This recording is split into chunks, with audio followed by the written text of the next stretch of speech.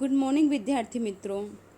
હું પટેલ નીલમ ધી આદર્શ હાઈસ્કૂલમાં તમારું સ્વાગત કરું છું. ધોરણ 11 વિષય વાણિજ્ય વ્યવસ્થા અને સંચાલન, જેમાં પ્રકરણ 5 ધંધાકીય વ્યવસ્થાના સ્વરૂપો 1, જેમાં આજે આપણે હિન્દુ અવિભક્ત કુટુંબ દ્વારા ચલાવતો ધંધો વિશે ચર્ચા કરીશું. સૌપ્રથમ અર્થ. હિન્દુ કાયદા અનુસાર ધંધો એ વારસાગત છે. જે હિન્દુ કાયદો છે એના અનુસાર ધંધો એ શું છે? વારસાગત છે. તમને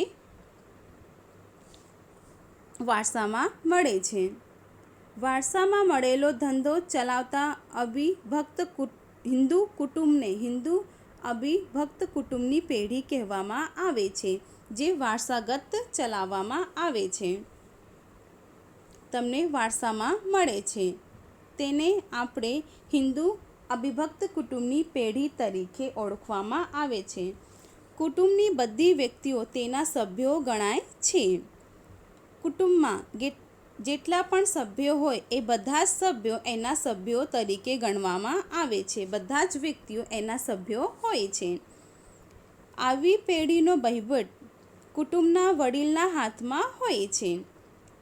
જે આ રીતે પેઢી ચાલતી હોય એનો વહીવટ કુટુંબના જે વડીલના હાથમાં હોય છે. જે સૌથી મોટા હોય એના હાથમાં તેનો વહીવટ હોય છે, જેને આપણે કર્તા તરીકે ઓળખવામાં આવે છે. જો વયમાં સૌથી મોટી વ્યક્તિ વહીવટ કરવા ન ઈચ્છતી હોય તો તેના પછીની વ્યક્તિને વહીવટ સોંપવામાં આવે છે. આવી પેઢીનું અસ્તિત્વ ભારત અને નેપાળમાં વધારે પ્રમાણમાં જોવા મળે છે.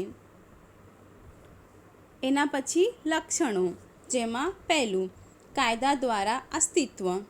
હિન્દુ અવિભક્ત કુટુંબની પેઢીનો હિન્દુ કાયદા દ્વારા અસ્તિત્વમાં આવે છે. એ કાયદા દ્વારા તેની રચના કરવામાં આવે છે. બીજું સંચાલન. આ પેઢીનું સંચાલન કુટુંબની વડીલ વ્યક્તિના હાથમાં હોય છે, જેને આપણે કર્તાના નામથી ઓળખવામાં આવે છે, જે સૌથી મોટા હોય.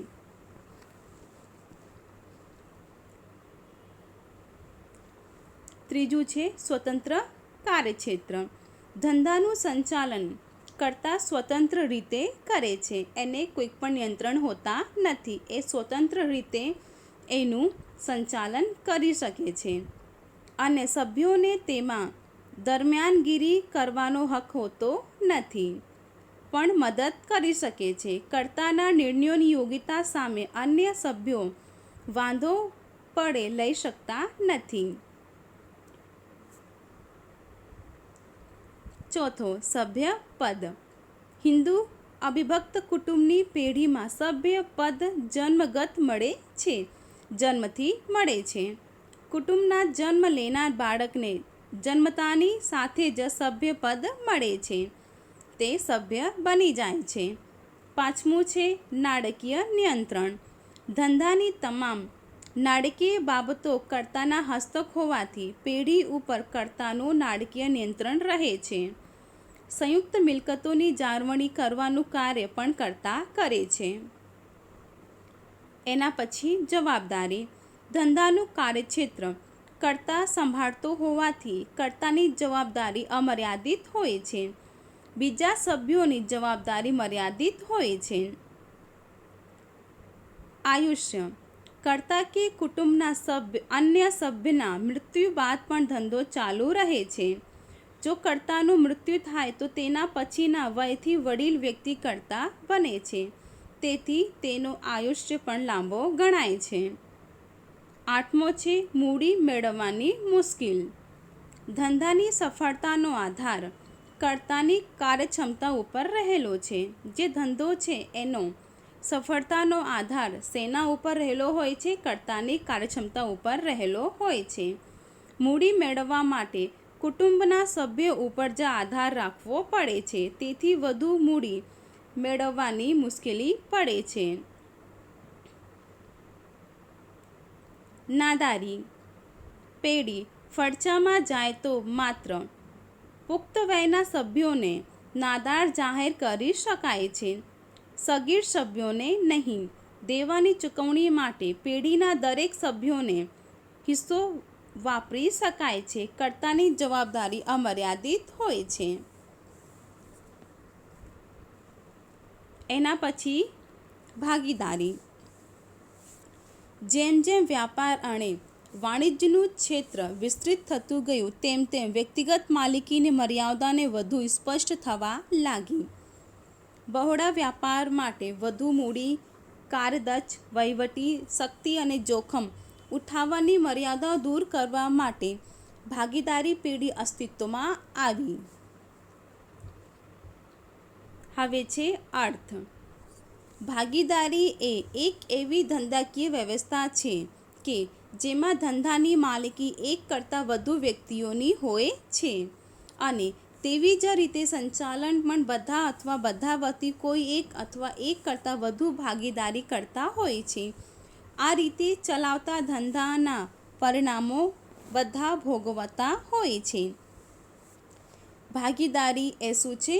ભાગીદારી એક એવી ધંધાકીય વ્યવસ્થા છે જેમાં ધંધાની જે માલિકી હોય છે એ કોઈક પણ એક વ્યક્તિ કરતાં એક કરતાં વધુ વ્યક્તિઓની હોય છે અને તેનું જે સંચાલન હોય છે એ પણ એક કરતાં વધુ વ્યક્તિઓ પાસે નહીં તો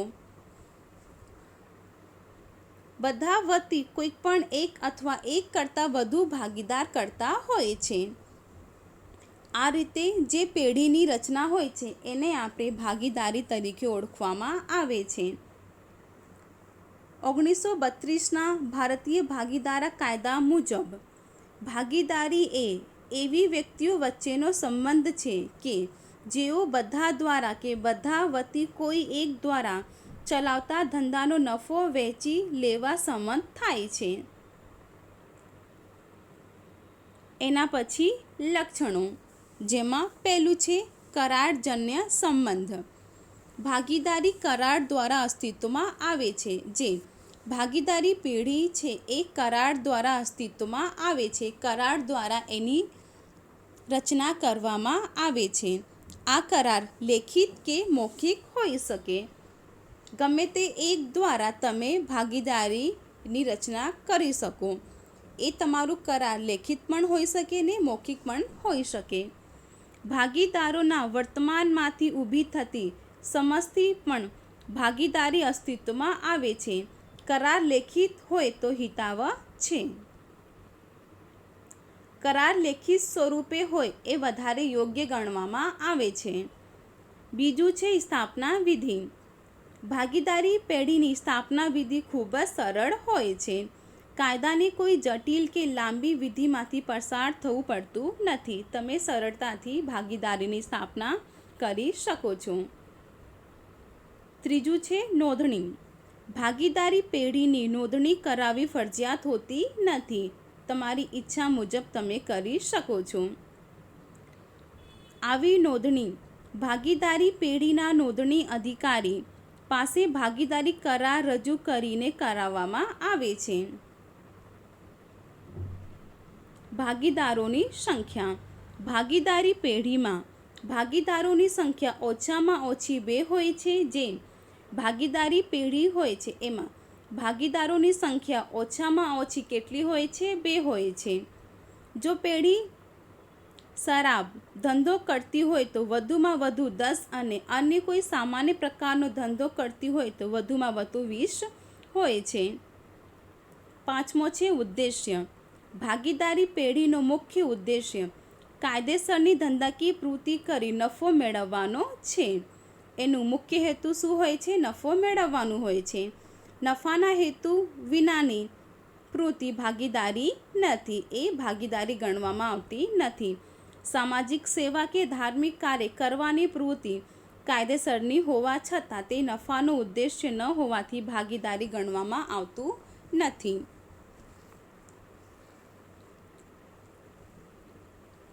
મૂડી. સામાન્ય રીતે બધા જ ભાગીદારો મૂડી લાવે છે. તેમ છતાં મૂડી લાવવી એ બધા ભાગીદારો માટે ફરજિયાત નથી. કરારમાં દર્શાવ્યા પ્રમાણે ભાગીદારો મૂડી લાવે છે.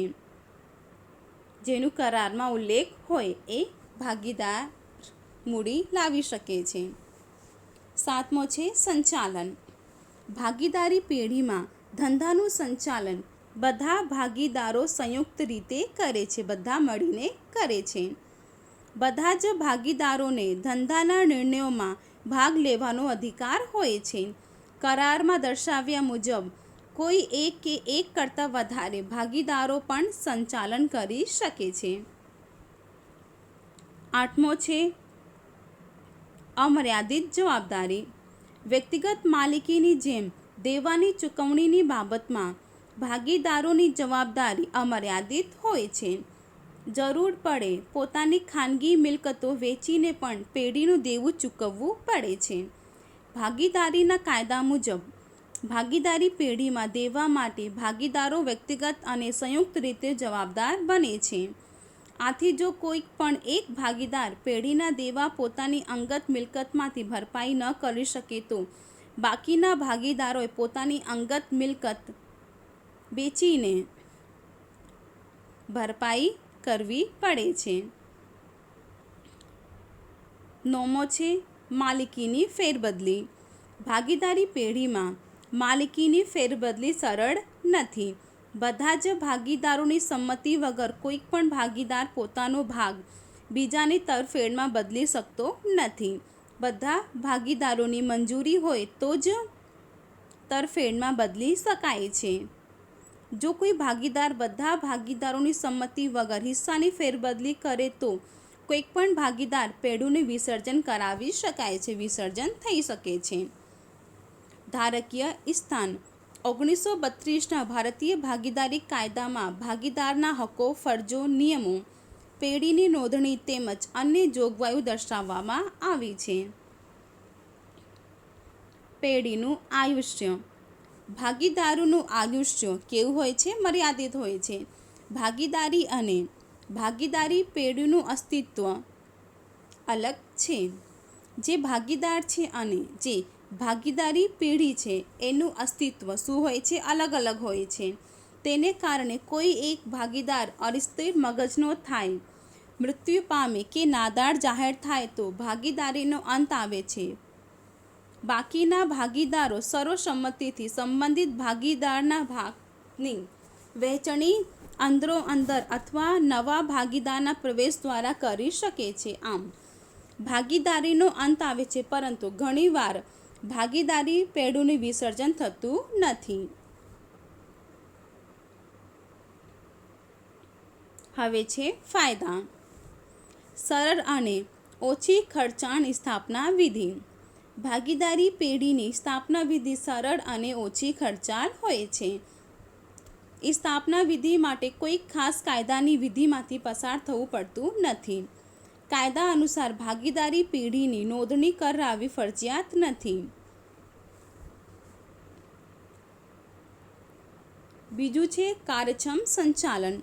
વ્યક્તિગત માલિકી કરતાં ભાગીદારી પેઢીમાં એક કરતાં વધુ વ્યક્તિઓ હોવાથી તેમાં વિશિષ્ટ જ્ઞાનનો, બુદ્ધિનો, આવડતનો અને અનુભવનો લાભ પેઢીને મળે છે. ધંધાનું સંચાલન ભાગીદારોના હાથમાં જ હોવાથી તેઓ સંચાલનમાં વ્યક્તિગત રસ અને કાળજી લે છે. ભાગીદારોનું કર્મચારીઓ ઉપર પ્રત્યક્ષ નિયંત્રણ હોવાથી પેઢીનું કાર્યક્ષમ સંચાલન થાય છે. ત્રીજું છે શાખપત્રતામાં વધારો. પ્રત્યેક ભાગીદારીની જવાબદારી અમર્યાદિત હોવાથી વ્યાપારીઓ પેઢીને ઉધાર માલ વેચતા કે નાણાંનું ધિરાણ કરતા અચકાતા નથી. લેણદારો તેમનું લેણું ગમે તે ભાગીદાર પાસેથી તેમની ખાનગી મિલકતોમાંથી પણ વસૂલ કરી શકે છે. આથી વ્યક્તિગત માલિકીની સરખામણીમાં ભાગીદારીના ધંધા માટે શાખ પ્રાપ્તિની શક્યતા વધુ હોય છે. ચોથું છે વધુ મૂડી. ભાગીદારી પેઢીમાં બે કે તેથી વધુ ભાગીદારો હોવાથી મૂડી વધુ મેળવી શકાય છે. ભવિષ્યમાં ધંધો વિકસે ત્યારે વધુ મૂડીની જરૂર પડે તો નવા ભાગીદારને પ્રવેશ આપી જરૂરી વધુ મૂડી મેળવી શકાય છે. તમે મૂડી પ્રાપ્ત કરી શકો છો. પાંચમું છે શ્રમ વિભાજનનો લાભ. પેઢીના જુદા જુદા ભાગીદારોની કુશળતા તેમજ તેમની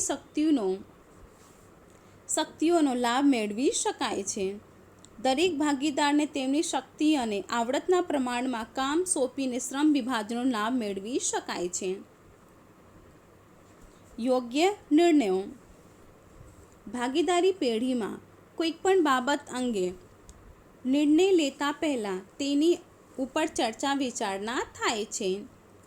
દરેક ભાગીદારનું મંતવ્ય લેવાય છે, પછી જ ધંધાના હિતમાં સર્વસંમતિથી નિર્ણય લેવાય છે. નિર્ણય પ્રક્રિયામાં બધા જ ભાગીદારોના જ્ઞાન અને અનુભવનો લાભ મળતો હોવાથી ભૂલ ભરેલા નિર્ણયોની શક્યતા ઓછી હોય છે.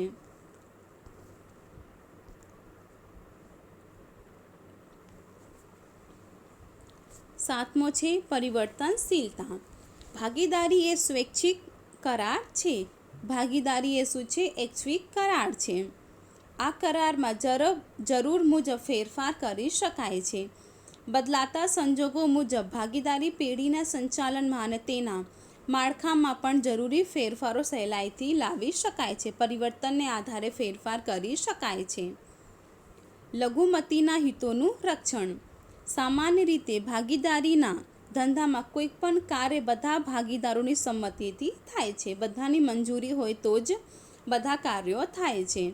પેઢીના નિર્ણયોમાં કોઈક પણ એક ભાગીદારીની અસંમતિ હોય તો તે કાર્ય થઈ શકતું નથી, અટકી જાય છે. કોઈક પણ ભાગીદાર પેઢીના વિસર્જનની માંગણી કરી શકે છે. આમ લઘુમતીના હિતોનું રક્ષણ પણ થાય છે. ગ્રાહકો સાથે સીધો સંબંધ. વ્યક્તિગત માલિકીની જેમ ભાગીદારીમાં પણ ગ્રાહકો અને કર્મચારીઓ સાથે સીધા સંપર્કમાં આવી શકાતું હોવાથી તેમની જરૂરિયાત પ્રમાણે ફેરફાર કરી શકાય છે. આર્થિક સત્તાનું વિકેન્દ્રીકરણ. ભાગીદારી પેઢીમાં 2 અથવા 2 કરતાં વધારે ભાગીદારો હોવાથી આર્થિક સત્તા બધા જ ભાગીદારો વચ્ચે સહેલાઈથી વહેંચી શકાય છે. આવક વ્યવહારનો ઓછો બોજ.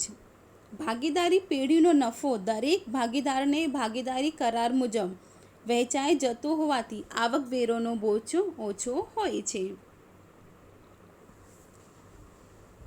મર્યાદાઓ, જેમાં પહેલું છે મર્યાદિત મૂડી. આધુનિક ઉદ્યોગ ધંધાઓના વિકાસ અને વિશાળ કદને ધ્યાનમાં લેતા ભાગીદારો દ્વારા મૂડી એકઠી કરવાની શક્તિ મર્યાદિત હોય છે. ભાગીદારી પેઢી દ્વારા મોટા પાયા પરના ઉદ્યોગો કે ધંધાનો અવકાશ ઓછો રહે છે અને સંશોધન જેવા કાર્યો પણ મર્યાદિત મૂડી હોવાથી હાથ થઈ શકતું નથી. બીજું છે અમર્યાદિત જવાબદારી. ભાગીદારી પેઢીમાં દરેક ભાગીદારની જવાબદારી કેવી હોય છે? અમર્યાદિત હોય છે. જો કોઈ એક ભાગીદારે પેઢી વતી કરેલા કાર્ય માટે બધા જ ભાગીદારો જવાબદાર બને છે. પેઢીનું દેવું ચૂકવવા માટે પેઢીની મિલકતો પૂરતી ન હોય તો તેવા સંજોગોમાં ભાગીદારોએ પોતાની અંગત મિલકતોને વેચીને પણ પેઢીના દેવા ભરપાઈ કરવા પડે છે.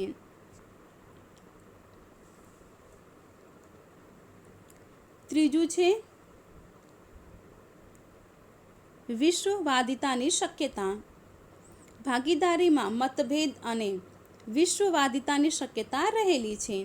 ભાગીદારીમાં જ્યાં સુધી સંપ અને સુહેલ હોય ત્યાં સુધી સંચાલન વ્યવસ્થિત થાય છે. ભાગીદારોમાં જ્યારે વિખવાદ અને કુશપ થાય ત્યારે વિશ્વતાની શક્યતાઓ રહે છે. ચોથું છે રહસ્યોની જાળવણીની મુશ્કેલ. ભાગીદારીમાં કોઈક પણ અગત્યનો ધંધાકીય નિર્ણયો બધા જ ભાગીદારો સાથે ચર્ચા વિચારણા સિવાય લઈ શકાતો નથી. ભાગીદારો સાથેની ચર્ચા વિચારણાને લીધે ધંધાના રહસ્યોની અસરકારકતા જાણવી શકાતી નથી. હિસ્સાની ફેરબદલીની મુશ્કેલી. ભાગીદારી પેઢીમાં ભાગીદાર પોતાનો હિસ્સો બીજા વ્યક્તિને સરળતાથી ફેરબદલી કરી શકાતો નથી. ફેરબદલી કરવી હોય તો બધાની સર્વસંમતિ જરૂરી બની જાય છે. નિર્ણયો લેવામાં વિલંબ. કાયદેસર રીતે દરેક ભાગીદાર પેઢીના સંચાલનમાં ભાગ લઈ શકતો નથી. ભાગીદારોમાં અંદરના કુસંબ અને વિખવાદોને કારણે નિર્ણયો લેવામાં વિલંબ થાય છે, જેથી સંચાલન અટકે છે. આંતરિક વૈમનસ્યને કારણે ઘણી ભાગીદારી પેઢીઓ અકાળે વિસર્જન પામે છે. 7મું છે ટૂંકું આયુષ્ય. કોઈપણ ભાગીદારીની નાદારી, માનસિક અસ્થિરતા કે મૃત્યુને કારણે કાયદેસર રીતે ભાગીદારીનો અંત આવી શકાય છે. એના પછી છે ભાગીદારના પ્રકારો. પહેલું છે સક્રિય ભાગીદાર.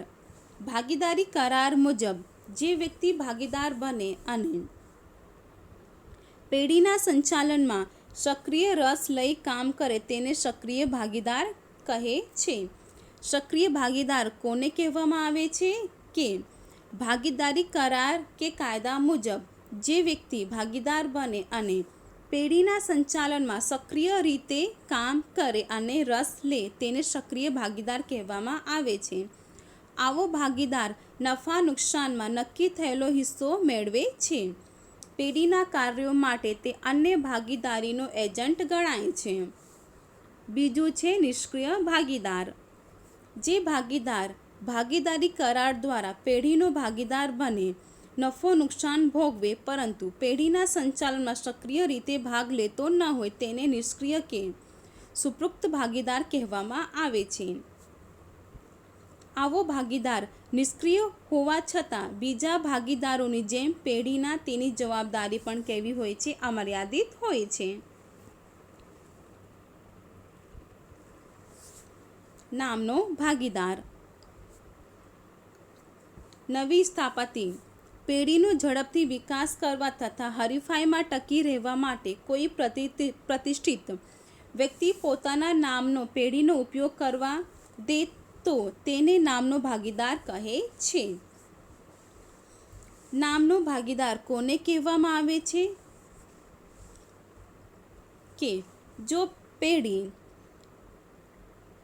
એમની રચના નવી તરીકેથી કરવામાં આવે અને એને ઝડપથી વિકાસ કરવાનું હોય અને હરીફાઈમાં જો ટકી રહેવું હોય તો કોઈ પ્રતિષ્ઠિત વ્યક્તિ પોતાનું નામ તે પેઢીને આપે અને તે પેઢી તેનો ઉપયોગ કરી એ ધંધાને આગળ લઈ જાય તો તેને નામનો ભાગીદાર કહેવામાં આવે છે.